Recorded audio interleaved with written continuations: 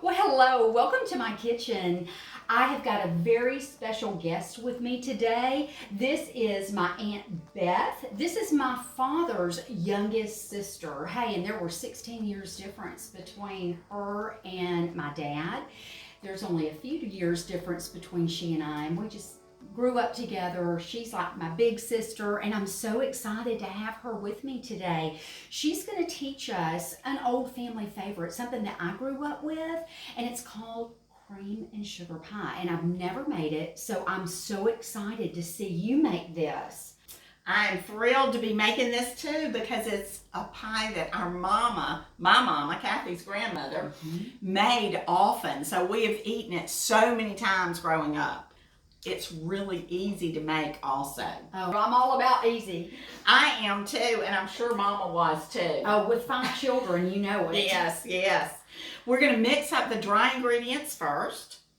It doesn't have the normal things that you would think a pie would have in it. Of course, it's a dessert, so it has sugar. 1 cup of sugar. 1/3 cup flour. Now, is this all-purpose flour? It is all-purpose flour. We're adding a 1/2 teaspoon cinnamon. I love cinnamon. Just an 1/8 teaspoon of salt. Not much at all. But you need the salt to balance the sweet. People, it's really a balancing act. It makes the sweet a little sweeter. And it does. We think of salt as just being a flavor, but it brings out the flavor of other things. It really does. Yes. And then we're adding my favorite ingredient, fresh ground nutmeg. Yum. You can use the ground nutmeg that you get at the store in a little container, or you can buy the nutmeg and grind it yourself. If you do it like we're doing right here, your whole kitchen and house is going to have this wonderful aroma. That's true. Now, how much nutmeg is called for in this recipe? It calls for a 1/2 teaspoon of nutmeg. 1/2 teaspoon. Well, I say the more the merrier. Yes, well, we're putting it in the pie, and we're also going to sprinkle a little more on top. So don't get too carried away. It can get a little bitter. It can. After you get your dry ingredients, just take a whisk, mix them all together. Doesn't take but just a second or two. Then in an unbaked pie shell, you're going to add what Mama wrote in her recipe as coffee cream. I know. When I read the original recipe, it called for coffee cream. And I didn't know what that was. I thought, are we talking about coffee creamer, like Coffee Mate? But it's... Heavens no, we're talking about the real thing. Yeah, heavy whipping cream, yum. That's what we're using. We've debated and talked about, did she mean 1/2 and 1/2? Did she mean regular cream? We make it with heavy whipping cream. That's the best. Yes, it is. If you try 1/2 and 1/2, you certainly can if you want to cut down that fat a little bit, but your pie will be a little runnier than if you use the heavy cream. And when Mama started making this was late 1940s probably, and maybe early 50s. And we had cows on the farm, and I can remember having the milk right from the cows. And so I'm thinking if she used cream, she certainly couldn't go get Coffee Mate. It was the cream that rose to the top after the cows were. Those were the days. Yes, especially since I never had to milk the cow. I remember my brothers doing that, but I never had to. There you go. There you go. Brothers are a good thing. Yes, yes. Okay, now we're taking 2 cups of that heavy whipping cream, and we're just pouring it into the unbaked pie shell. Oh, wow. Yes. Now, for the next part, make sure that your hands are clean, because we're going to take these dry ingredients that were mixed together, and we're going to sprinkle it around and then just push it down with our hands into the heavy whipping cream. Oh, this is so great. Now, Grandmama found out about this recipe. I know there's a story there, and I remember hearing it. How did she get introduced to the cream and sugar pie?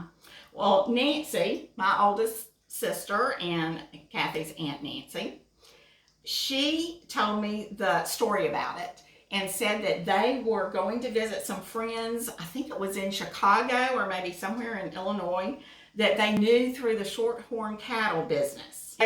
Whoever they were visiting, the lady served the pie, and Mama loved it so much that she asked for the recipe.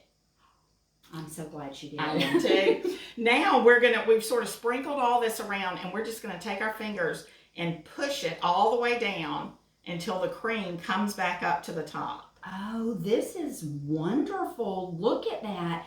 You know, your mom taught my mom how to make this pie. Yes.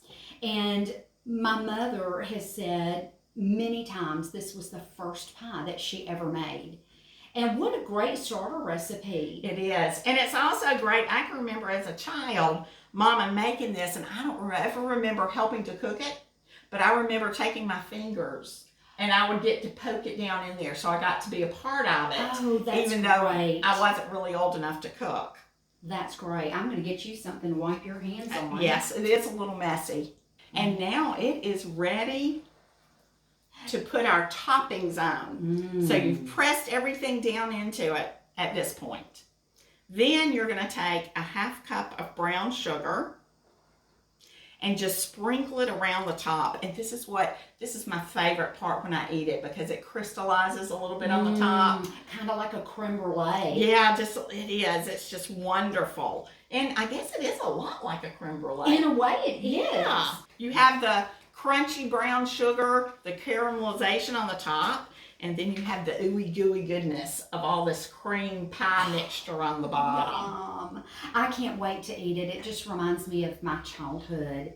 And I love these old recipes because we still feel like we have our family members with us. Right, it does. I feel like Mama's here. We're making Mama's pie. Yes, and I just know that she would be so proud that she would. The tradition continues. And we talk about her every time we have this pie.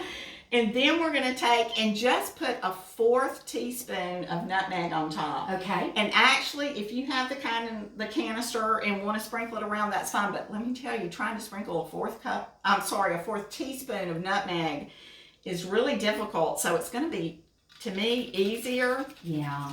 If you just have your fine grater and grate the nutmeg, just a little showering of it over the top. You know, these nutmegs, these are the whole. You can find them at your grocery store, and if you'll keep them in an airtight container, these will last for years.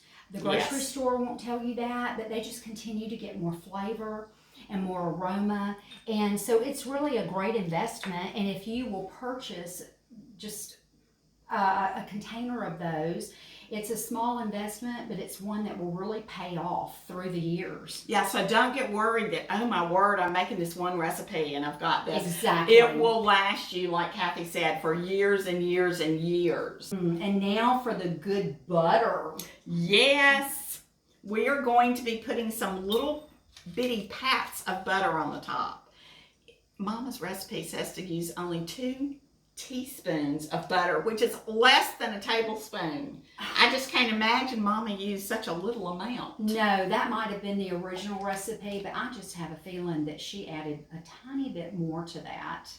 And so we're just cutting off little bitty pieces and putting them around. Maybe it was an error. It was 2 tablespoons, not teaspoons. I think that sounds much better. Yes. The more butter, the better. Yes, butter makes everything better, in my opinion. I agree. Oh my goodness! You know what? I smell it. I know. I'm so excited. If you're going to use more than 2 teaspoons, or even with 2 teaspoons, cut off little slices of the butter and then cut it up and put it on there. It's just going to be a lot easier so that you don't clump that butter together too much. These little slivers are much better to go on the top. Oh, that looks beautiful. There we go. Oh, there we go. And now tell me how this cooks.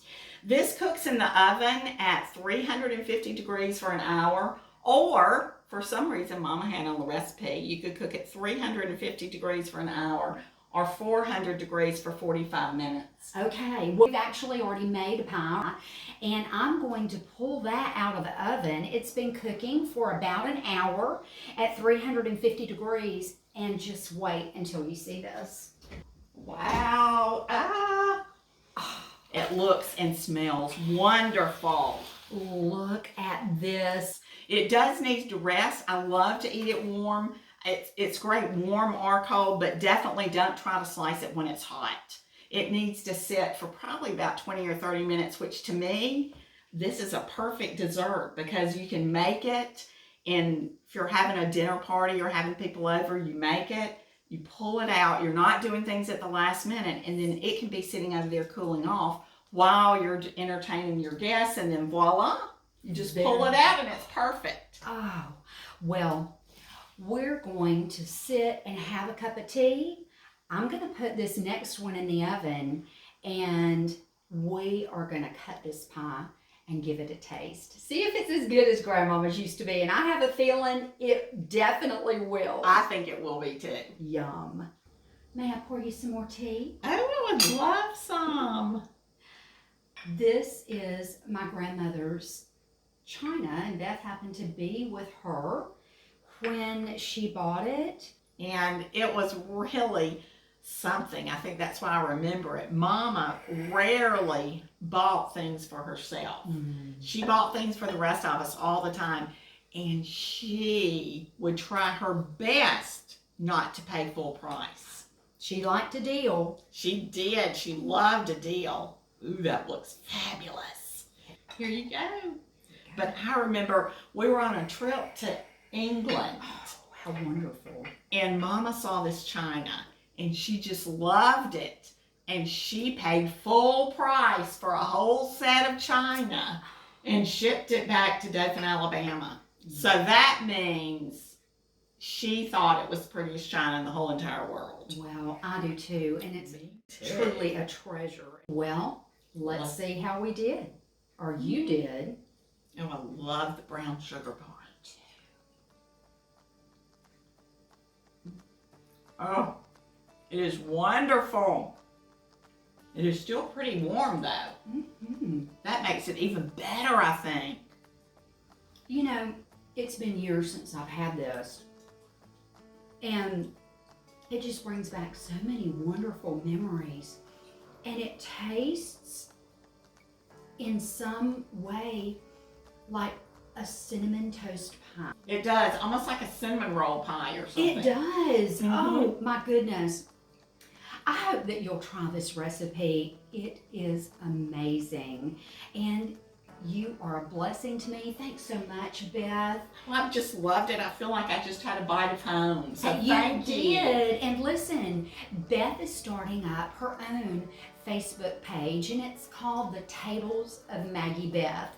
You can find her on YouTube and Facebook. She'll be up and running in a couple of weeks. I'll make an announcement with that, but she's got some amazing stories and recipes to go along with it. Well, we're going to go drink our tea and eat our pie and share sweet memories of Grandmama. I love it. Thank you so much for letting me do this. Oh, it was fabulous. See y'all next time.